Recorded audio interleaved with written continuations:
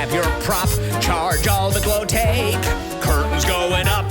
5, 6, 7, 8.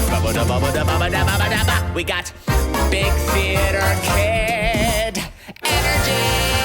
Welcome to Big Theater Kid Energy, your least pretentious theater review podcast. I am your host, Ryan Garcia, and I am so excited you are here. This is our first episode. Whether you're on a podcast listening or you're watching on YouTube, thank you for coming.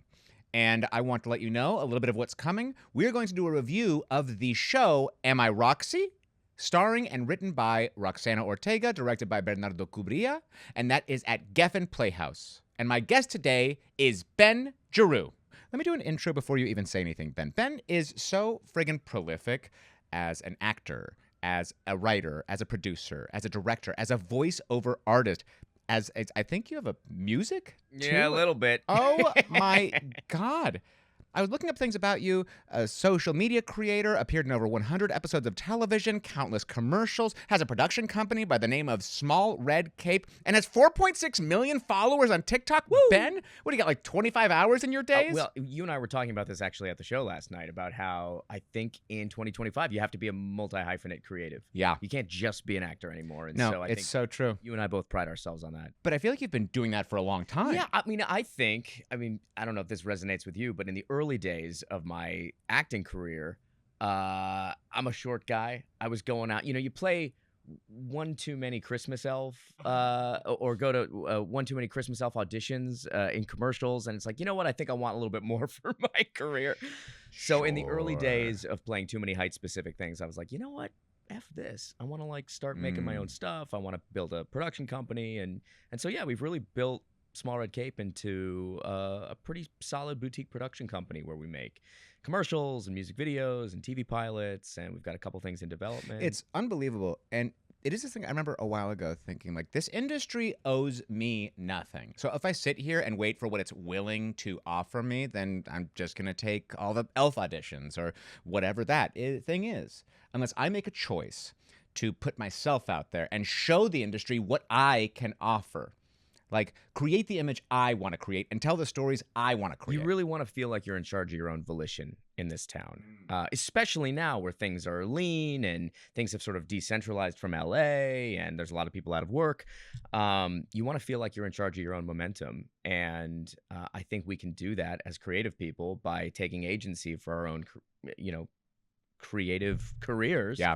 As you're doing with this. Yeah, dude. This is the perfect example. Thank you. I want to talk to you about where you've come to, but let's start with where you came from.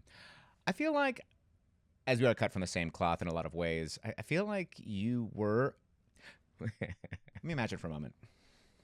Were you the lead in a bunch of high school plays? I was. Yeah, I thought so. Was there a drama club at your school? Sort of. Okay, so I was like, you give president of the drama club energy. President of the speech team. Ah, my gosh, of course. Yes, you were a speech team guy. Oh, did you ever do high school forensics? No. You would hear forensics and you would think, oh, they're studying crime scenes. Right. But no, what was it called? The National Forensic Society, the maybe it was the NFL actually, league. That's hilarious for a title. Nobody could play sports. No, but you would cut down. I remember I used to compete in the humor category, and you would cut down a play or a book or even a film into this 10-minute speech and debate piece, and you'd go all over the country competing against other funny people. And it was competitive. So there was judges, and you'd have to go through all the rounds, and sort of like competitive stand-up comedy in a way. I always thought of the speech team as people that were smarter than me because I was a big theater guy, but then I look at the speech people and they were just so focused and dedicated and always traveling to the other speech competitions. We had it split. So you had those smart people, the orators, and they would actually debate and they would know policy and they would know all of that. And then you had the theater nerds like me, right, who would cut down a play and do silly voices and fart jokes. What was your favorite high school theater role? Ooh, that's a good one. Dramatically, we did, God, this is probably sophomore year of high school in Phoenix, Arizona. We did One Flew Over the Cuckoo's Nest, and I got to be McMurphy. Whoa. Which was fun, because I think at that point I'd never done anything dramatic before. You just have, such a vibe for comedy.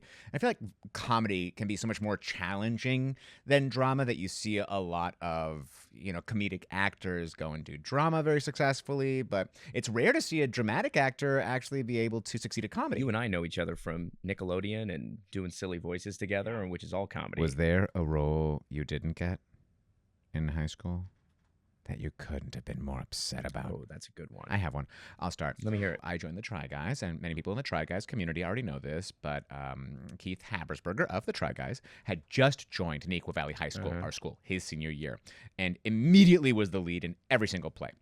So we were in Wizard of Oz together. He was the Scarecrow. I was the Tin Man. We were in the show The Diviners, strange play. And then we were in Damn Yankees. I did Damn Yankees. You did? Who'd you play? Well, I've done it twice. I did it in college, and I did it in... Wait, is that true? No, I did Anything Goes twice. Damn Yankees, I was Mr. Applegate. Is that the devil? The devil. That's the role I wanted. And that's the role Keith wanted. Wow, so you and Keith have something in common. You've both played Mr. Applegate. And I had to play Shoeless Joe. Shoeless The Joe from lead. Hannibal Mo. The first audition I ever did in high school was to play an evil stepsister or an ugly stepsister, whatever they are, in Cinderella. I, too, have been an evil, ugly stepsister. I auditioned. I didn't get it. But I got a different role, but I did audition as that because that's just way more fun. For sure.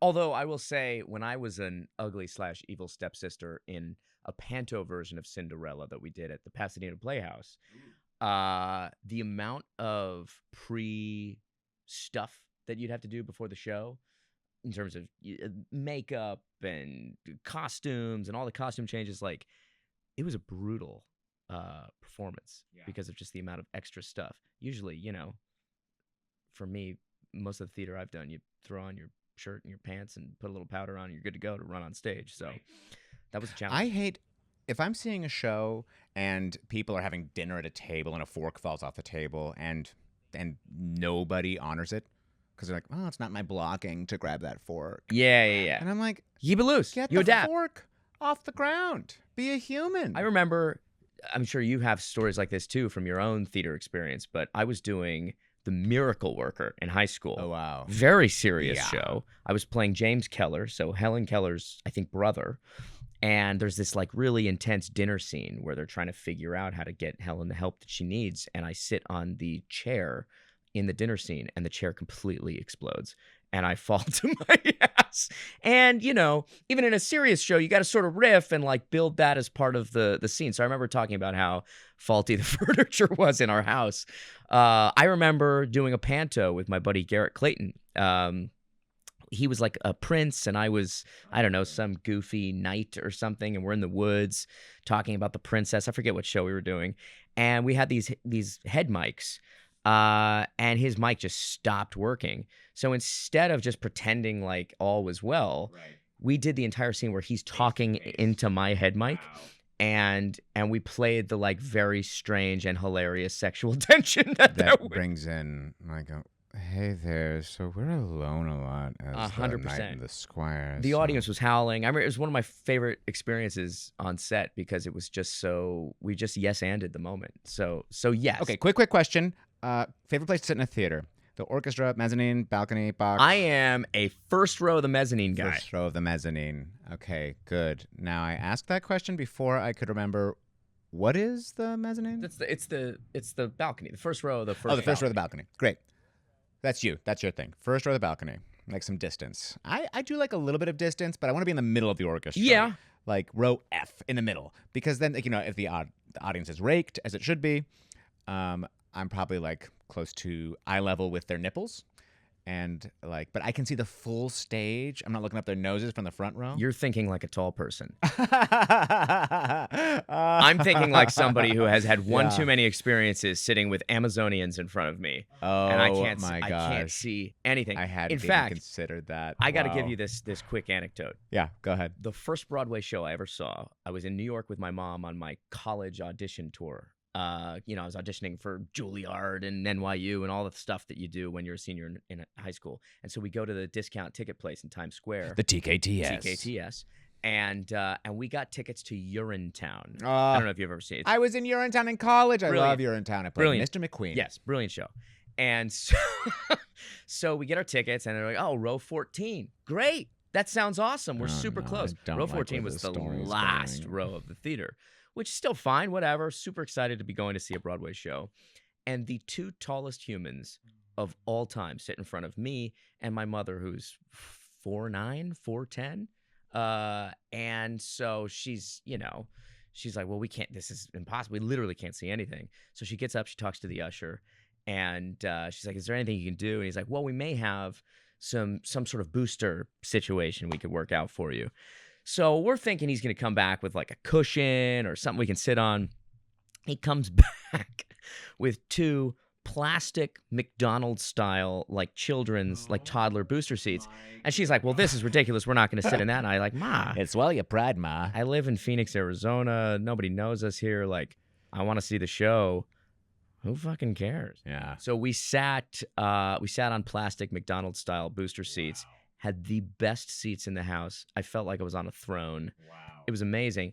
They were such good seats, actually. And we towered over the entire audience that I remember there was this sort of elderly couple sitting next to us that also requested the plastic booster seats. Oh, wow. You started a trend. So the four of us sat there, and that's how I saw my first Broadway show. Ben, I could talk to you about booster seats and theater and all your history. There's not even time to talk about all the incredible things you've done out here in LA as a director, writer, actor, voiceover artist. Like, oh my God, your voice is rubber. Like, it's unbelievable. Like, your Big Nate voice is one of the things that sometimes I try, like when I'm in the shower.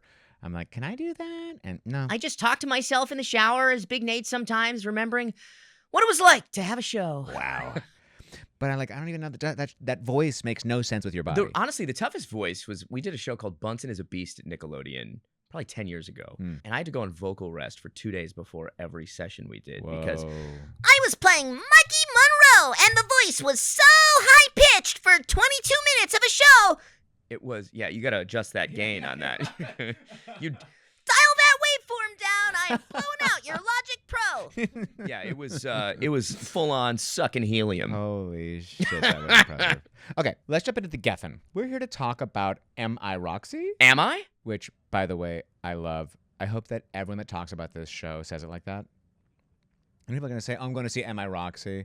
And I don't know what show that is. No. The show that I think you're talking about is Am I Roxie? Got to go up on You it. got to make it a question. Please honor your punctuation. If nothing else. You know they say in the theater, honor the comma. We're honoring the question. We were at the Geffen last night, which is maybe my favorite theater in Los Angeles. Amen to that. I think I told you last night, I don't think I've been to the Geffen in like 10 years. And what a great reminder of what a phenomenal space it is. It's so gorgeous. We looked it up while you were there. I think you said it was a 512 seat. 512 seats. It's a great size. It feels so much more intimate than that many That's seats. exactly what I was going to say. It feels entirely more intimate than a 500-seater. Great space, and they do a really nice job with an opening night. No. They don't. Hold on. Ben, how dare you? They don't just do a nice job with opening night. I think that's the best opening night in LA. Stellar. Their rehearsal room is the kitchen and the setup space, and then there's always a DJ or a live band, and it's so friggin' cool. If you have a chance to go to the Geffen Playhouse for an opening night, you have to go. It is my favorite event in the world. It's they do a really nice job. It's also in like a great part of the sort of downtown Westwood area, the UCLA and everything. There's great restaurants and stuff beforehand. It was awesome. It was built in 1929 by the Masonic Affiliates Club, the Masons. You can tell. You look at the stonework on that building, and it is friggin' gorgeous.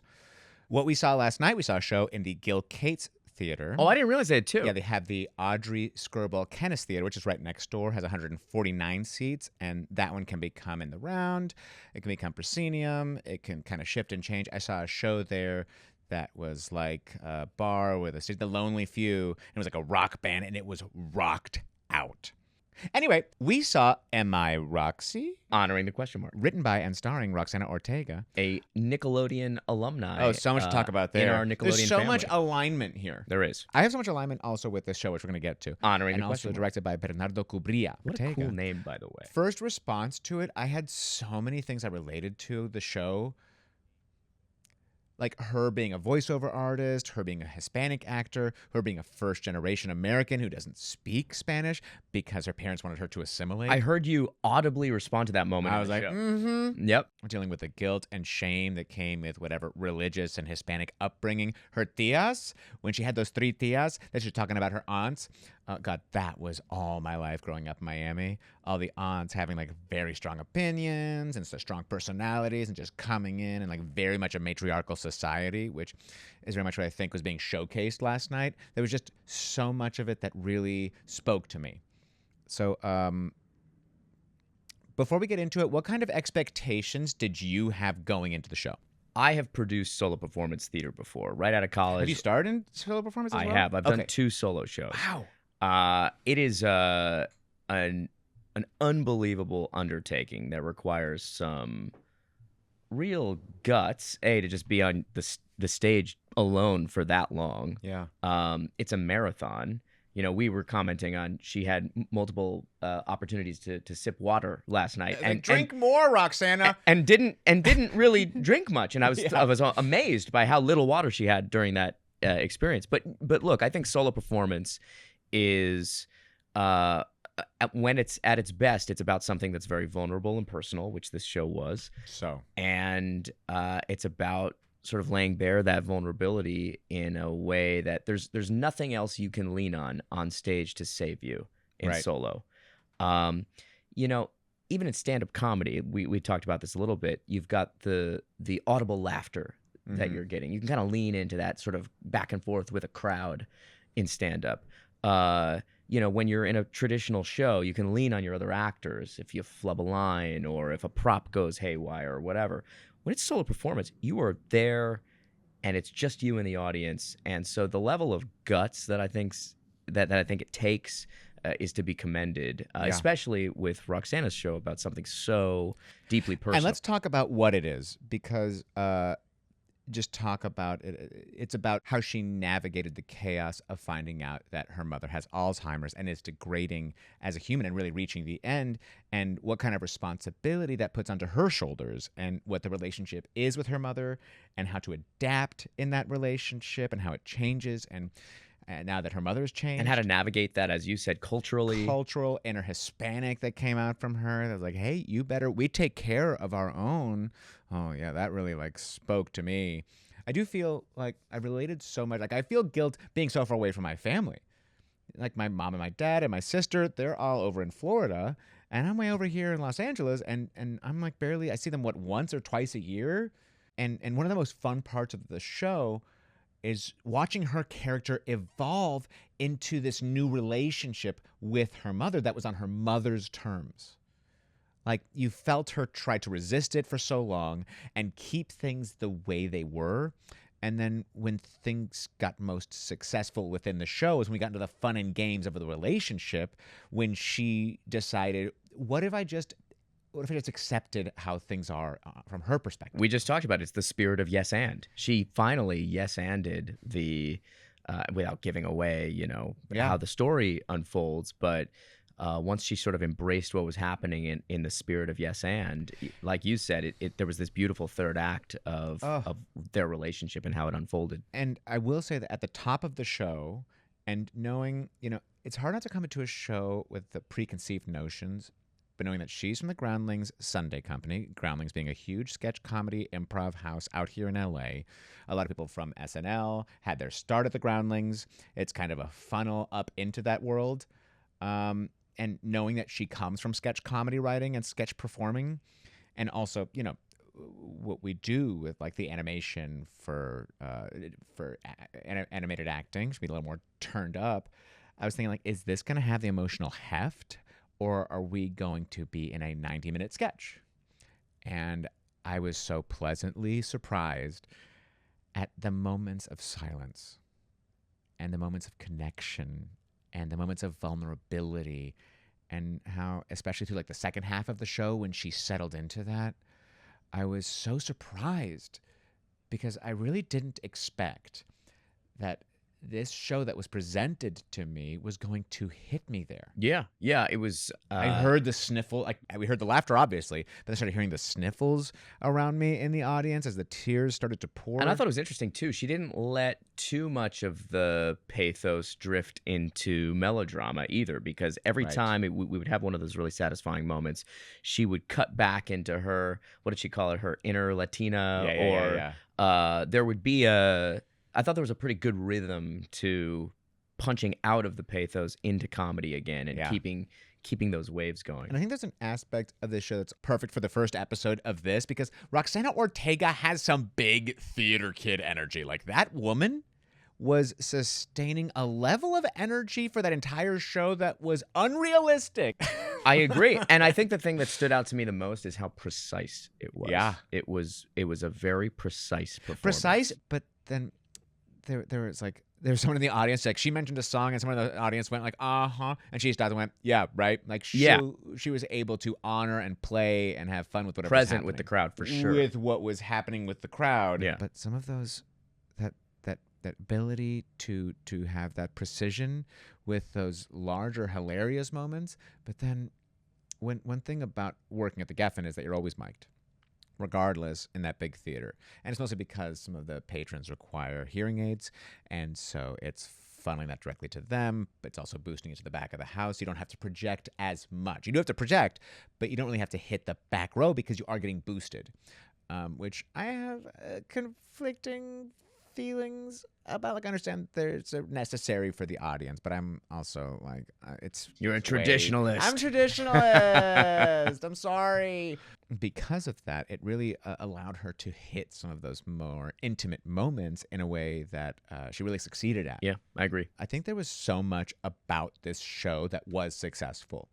I thought a lot of the tias and her aunts, a lot of the characters she built were wonderful. I think my favorite moments were when she was in conversation with other characters. There was a sort of a holistic healer character that was very specific. There was a great impression of her boyfriend, then partner. Wesley. Yes, Wesley. I don't think Wesley's his real name. When she was doing that impression, I was like, I think I might know who that is. Yeah. But you know, it was a good example of, and I teach this actually when I coach voiceover. Sometimes people are like, hey, how do I sound like a different person? And so many people equate that to pitch, Right. or changing your voice in some way. And I don't think she should, look, she's a voice actor, but she didn't really have to change her pitch too much with the characters to define them specifically. I thought she just embodied the character point of view and the cadence of each individual character. And there was never a point in the show where I was like, oh, I wonder who she was just there. It was so specific. Yeah. But not necessarily vocally, which I thought is a testament to how great of an actor she is. Yeah. And to that point of what a great actor she is, because, I mean, she carried that show, obviously, so well. And she wrote such an incredible show. That there's such a big multimedia facet to the show. There's the two screens plus the projector and the screen behind her that at times had projections that I thought were super successful. Like, sometimes the projections put us in different locations. Part of me wonders, with that multimedia, I was like, I just feel like she was so effective that I didn't need it all the time. Interesting. I liked it. You were into it fully. 'Cause That's such a taste thing for me. I didn't feel it was too. Sometimes that stuff can be heavy-handed, I think. Yeah. But I like those little sweeteners when it is just somebody on stage by themselves. It really helps. It helps me sort of visualize where we are in the story. I will say if you go even starker than that, sometimes it can't be effective. Like, maybe this is controversial. I just saw Sunset Boulevard in New York about a month ago, and it is a very stark kind of black box version of a classic, and there was nothing on stage to look at or sink your teeth into, and I thought it was too stark. So I actually appreciated in this show the and it also helped with some of the runners, some of the joke runners. Like, she has a Circle of Life runner where the screens all sort of project the jungle or something sort of Lion It was King-esque. the lion. It was not Simba, because we can't legally use Simba, but it was Simba. Yeah. So I liked it, but I agree with you that if you do too much of that, it can distract. Yeah, I think you're right. I guess I'm really like, doing this podcast is really going to show me what kind of theater kid I really am. And so far, I'm finding out I'm a purist. Yeah. No mics, no stage, no props, just actors and a crowd. That's right. That's all I want, and that's all we need. Okay, one light. That's it. A ghost light and a show. Yep. Okay, there's two other things I really want to talk about. One, before we get to that, like, I really did relate to the aspect of her being an actor, and also juggling that the world we're living in right now is so divided and dark and scary and horrible things are happening all over the world and in our country, and it's hard to fathom how we can do anything Yeah. and not feel like it's not enough, or how I can feel like what I'm doing is actually important or worthy when you start to put all those other things in perspective. I mean, that was one of the themes of the show, of her own journey of trying to be an actor in LA became so minimized by what was happening with her mother and her family and her responsibility as a daughter and a sister and a niece. And I feel like I relate to that as well. I think, oh God, this audition is so important, and this could change my life, and then I gotta take take that step back, see that bird's eye view, and take in my life in the world and take a step and look back at the universe. Like, like those photos of the universe or the earth is just like, is it a tiny dot? That spoke to me as well. I remember, for years and years and years, sitting in a casting lobby at Sunset Bronson Studios for a 2-line co-star on some random Disney show, thinking like, oh God, if I could only book these 2 lines, this is going to be my thing. And I think she really spoke to the, it was a show that was appropriate for the LA audience that was there, because there were so many people there that could relate to how insignificant so much of the anxiety and the stress. There's a great scene where she's on set for something she booked, which should feel like this huge win. Right. And then she's being pulled in other directions because of her mom's deteriorating health. And I think we all have versions of that in our career where it's like, man, you just want to focus on this seemingly important thing, but it's actually not that significant. And I think it's great because she poses the question and then she poses an answer. One thing I want to talk about in this as well, because I don't want this just to be a puff piece on shows. I want this to be about, like, what can theater do? What is theater capable of? How can theater be effective for an audience, for a night? What is the live shared experience, and why is it worthy and important for us as a society, as a community, as individuals? And one of the things about that is that each show has some kind of promise. And I want to discuss, does that show deliver on that promise? And it felt like the promise of this show was, if you can actually give in to the way that the universe is trying to guide you, or the way that the events in your life are trying to guide you in a certain direction, rather than digging your heels in and thinking, no, I have to stick to my plan, that life becomes so much more easy and fun, and you can still have the things you want, even if you redefine your relationship with them. And that's what I thought this show did so effectively. I agree. She did that even with the idea of having kids is a big theme in it, and she has to sort of adapt what that means to her throughout. It's all about adaptability and about redefining your relationships with people, and also with career, and also with self. And I thought it was really nicely tent-poled by the opera as the place we start at, and that ending had me crying immediately. So I thought, in that way, it really did nail the promise. And maybe you'll agree or disagree, I don't know. But opening nights are different. There's an energy. Sometimes opening nights can be misleading for an actor, because the audience is so on your side, and a little bit tipsy sometimes.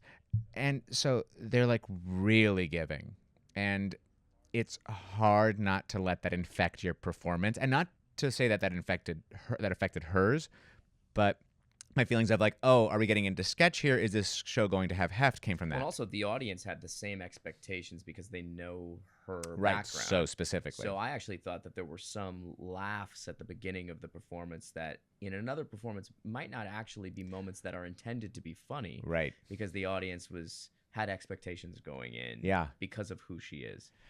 So you're right. Opening night colors a performance in a different way than the rest of the run. We got this energy, this extra energy joining you on stage. And I really thought that, for me specifically, the show settled halfway through, and she settled, and that's where I was like, I really got locked in. And I wonder if that's by design, if it's designed because there's a lot of setup to do in every show, and is that setup going to be, it's going to have that energetic heft and push and then settle, or maybe that was some of the opening night energy that was uplifting. Because the actor has it too. And this then is the exactly. first time they've done this for, during the run of a show. I don't know if there were previews. Oh yeah, the Geffen has previews. Yeah. The Geffen gives you plenty of previews, which I love. Yeah. But in the previews, you're also changing. for sure. So you're Or stopping. Regardless, you're having a new show the next night. This is the first time this show has been done. This show 100%. wasn't done for previews. I mean, I think of the shows that I have done as an actor, and the opening night is always a different energy, Yeah. good or bad. Yeah. Usually good. But to that point, once it settled in halfway through, or maybe a little before halfway, I felt, oh, this is amazing. This is, and from there it was like, oh, this is hitting me on all cylinders. Well, it's a super relatable topic, themes of mortality and what's really important in life. And, obviously there was a cultural component that spoke to you. Yeah. But I just thought it's an incredibly relatable topic that maybe is a little uncomfortable for people to talk about. Like, Yeah. life ends, and that can be a complicated thing. I think one of the other incredible things that shared live experience can do is one, get an entire group, a room of people on the same wavelength, like breathing the same. Also, in what other area in the year 2025 do a room full of 500 people shut their phones off for 2 hours? Unreal. The big question is like, my energy was different when I walked into the space than when I walked out. And I would just ask, what kind of chemical change did this have for you walking out of that show? I think the themes and topics it brings up is something that's uncomfortable to think about for everybody. And I think everybody walked out of that theater thinking about their own life, the people in their life, their family members, and to me, themes of mortality. For me, the thing that I walked out of it was, life's going to throw hard stuff at you, and you can handle it if you are flexible and if you are willing to change. If you approach it like a groundling. If you approach it like a groundling and find the fun. And I like that some of the fun she found was childlike. We can have fun and we can find the silver linings. And so I just thought, like, the way I came out feeling was like, you don't gotta take serious shit so seriously. Serious shit's gonna happen, but you can have fun and you can find a way through it that actually brings you joy. While also honoring that it's hard. But it has to be hard and sad. It can be a multitude of things.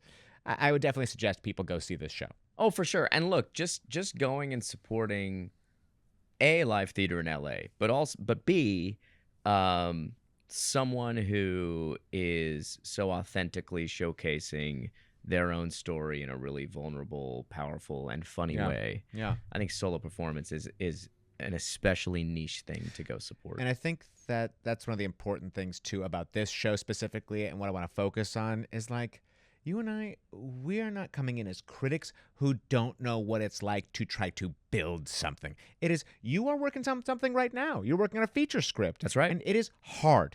And you're also aware that there's that Ira Glass quote about the gap. Do you know this one? Mm-mm. So he talks about the gap of what your taste is and what your ability is. So you start out having really good taste, and then you see art and you think that's good and that's bad, but then you try to create good art and it's not quite there yet. But how do you get there? It's very easy to try that the first time and discover, like, oh, I guess I'm not an artist because I have really good taste. But if you keep putting the time in and keep trying, then you'll keep closing that gap between your artistic ability and your taste. And I would also say what developing my feature script has taught me, and in as much as every project I've ever worked on, is taste is subjective. Yeah. What appeals to us in this show that we just saw might not appeal to somebody else. And I think that's the beauty of just consuming. Not everyone that's going is going to be a first-generation Hispanic man who somehow relates to all the things he's going through. And yet, here's one right here who's able to relate to so much from Am I Roxie? From Am I Roxie? No, but that's exactly right. Like, I could relate to all the themes in it just as much as you, just from a different perspective. Yeah. Yeah. All right, so you have to go see Am I Roxie at the Geffen Playhouse if you are in town, and put the information in the comments and all that down below, and it's still running in the description. And if you're still coming to LA to visit, this is a great thing to do. There is so much theater in LA. You don't have to come here to go to the Hollywood Walk of Fame. I get it. Go look at it. Drive through it. It's just trash. It's fine, but it's just trash. It's a trap. Don't go there. You want to go see rich people's houses? Don't go on one of those buses. I mean, don't go at all. Don't go to somebody's house. They're just trying to live their life. Go to some live events. There's so much incredible food and incredible sports and great, wonderful live theater happening in LA all the time. We're going to go to the big houses, the small houses, to everything. So stick with me. I'm going to keep telling you about what there is to do here in LA when it comes to live theater. But before we go, Ben, do you have any other stuff to promote or talk about?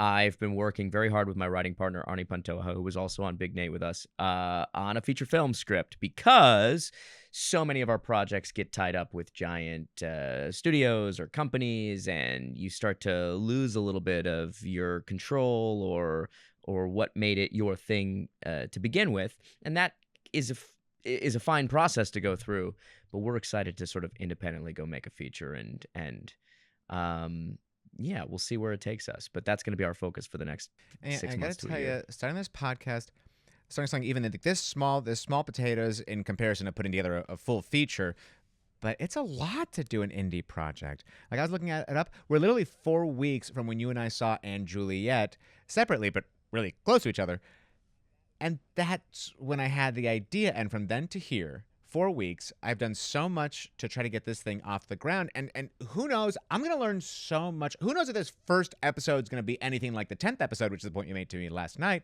And so thank you so much for being here as I'm learning what this show is, and we're learning together. So feel free in the comments to tell me what you liked, or what you'd like to see, or what you wish there was more of, because I want to make this show something that's collaborative with my guest, with the theaters in town, with all of you listeners.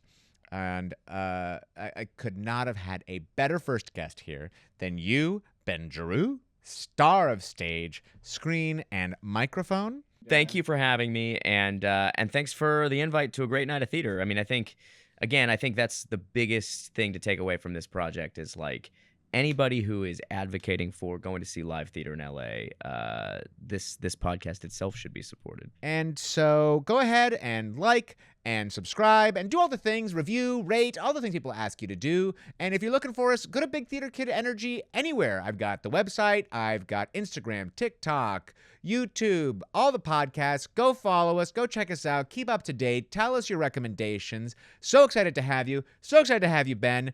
And thank you all. See you next time. Bye. We got Big Theater Kid energy. Look out, we project, we sing out, Louise. Never market, always go full out. Pakaka. John Patrick Shanley never had a doubt. Our voices are warm, fan kicks are high. We've got perfect form. We say thank you, five. Grab your prop, charge all the glow take. Curtains going up. 5, 6, 7, 8. We got Big Theater Kid